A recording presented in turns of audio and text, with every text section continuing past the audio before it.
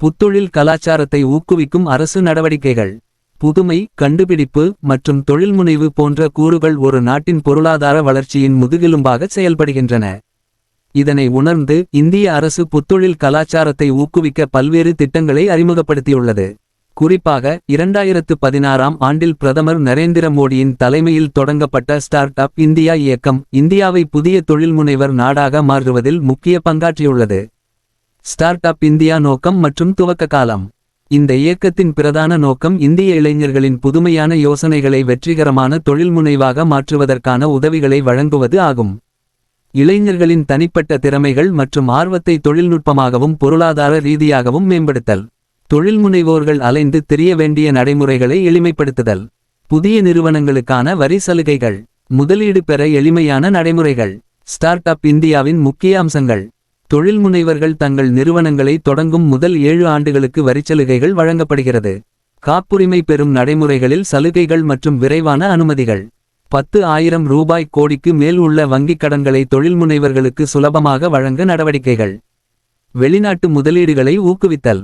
தொழில் தொடங்குவதற்கான அனைத்து அனுமதிகளையும் ஒரே மையத்தில் பெறக்கூடிய டிஜிட்டல் கிளியரன்ஸ் வசதி. நாட்டின் பல்வேறு மாநிலங்களில் தொழில்முனைவர் மையங்கள் அமைக்கப்பட்டுள்ளன. தொழில்நுட்ப உதவிக்கான ஆவணங்கள் மற்றும் ஆதரவுகள். ஸ்டார்ட் அப் இந்தியா இயக்கம் ஒவ்வொரு இளைஞரின் கனவுகளை நனவாக்க ஒரு பயனுள்ள மேடையாக செயல்பட்டு வருகிறது.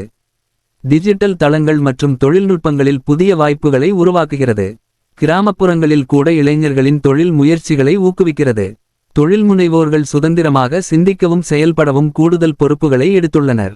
சமூகத்தில் தனி மானியங்கள் மற்றும் புதிய வேலை வாய்ப்புகளை உருவாக்குகின்றனர். ஸ்டார்ட் அப் இந்தியாவின் சாதனைகள்.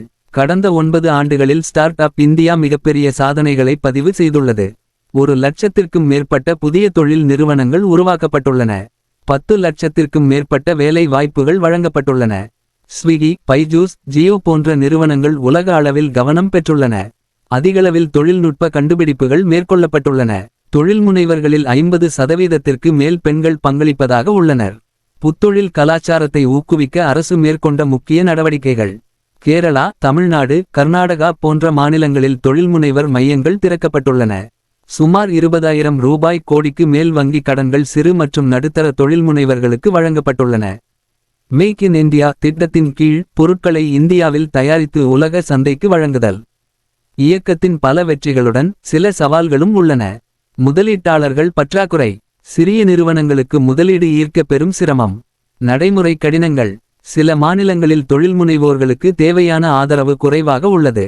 மாநிலங்கள் மற்றும் மத்திய அரசுகளின் ஒருங்கிணைந்த வேலைப்பாடு தேவை. புத்தொழில் கலாச்சாரத்தை ஊக்குவிக்க பள்ளி மற்றும் கல்லூரி மட்டத்தில் தொழில்முனைவு தொடர்பான கல்வி. ஸ்டார்ட் அப் இந்தியா ஒரு சாதாரண திட்டமாக அல்லாது இந்தியாவின் பொருளாதாரத்தை மறுவரையறை செய்யும் முயற்சியாக மாறியுள்ளது. பிரதமர் நரேந்திர மோடி இந்த இயக்கத்தை தனது மிக முக்கியமான திட்டமாக கருதி வந்திருப்பது இளைய தலைமுறையினரின் திறமைகளையும் கனவுகளையும் மேலும் வலுப்படுத்துகிறது. இந்த திட்டம் மூலம் இந்தியாவின் புதிய தலைமுறை உலக அளவில் சிறந்த தொழில்முனைவர்களாக திகழ்வதற்கான அனைத்து வாய்ப்புகளையும் பெறுகின்றது. தற்சார்பு இந்தியா யாத்திரையின் தொடர்ச்சியாக இந்த இயக்கம் இந்தியாவின் பொருளாதார சக்தியை உலகத்திற்கு எடுத்துச் செல்லும் ஒரு பிளாட்ஃபாரமாகவே இருக்கும். அனைத்து விதமான உள்ளூர் மற்றும் உலக செய்திகளுக்கு நமது www.adibantv.com என்ற இணையதளத்தை பார்வையிடவும்.